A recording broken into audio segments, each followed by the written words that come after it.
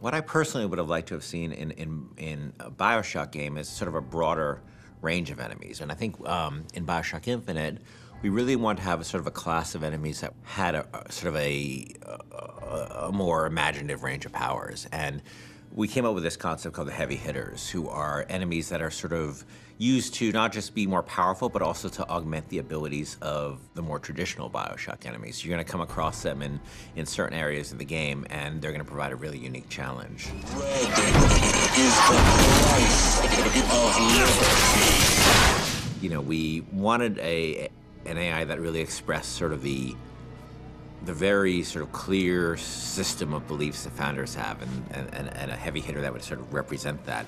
And the Motorized Patriot is sort of the embodiment of that. And they came up with this idea of this creepily motorized, like Hall of Presidents animatronic George Washington. It was specifically the face, specifically this weird, like, porcelain child dolls, you know, poor rendering of George Washington. That kind of clinched it. Everybody saw it and said, okay, we can roll with that. It's one of those rare moments where you kind of all come together and you realize, okay, this is going to work. We're all on the same page here. Let's just move forward with what we got. I can use a turret! On it! Booker, the gear!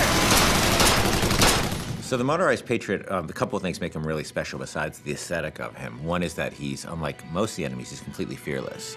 He doesn't have a sense of self-preservation, so he'll just keep coming at you and coming at you and coming at you. You know, despite the fact that you face many different kinds of enemies in this game, you clearly can't reason with this one. He's just gonna keep coming forever, you know? He is sort of a clockwork Terminator. The other cool thing about him, he's got this Gatling gun called a pepper mill. But once you destroy the Patriot, Booker can actually go pick up the pepper mill and actually use it as a heavy weapon. And that's the only place he can get it, was from a destroyed Motorized Patriot.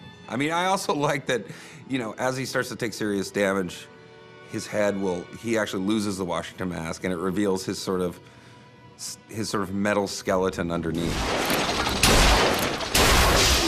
The thing I like most about this guy is that I think he's pretty readable as what he does. You know, he's a fairly simple guy. He's not a Swiss Army knife. He's a guy with a big gun, and I think that reads pretty well. He's got this incredible sense of heaviness.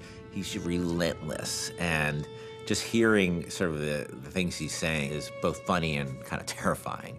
But he's, you know, a deadly, deadly enemy.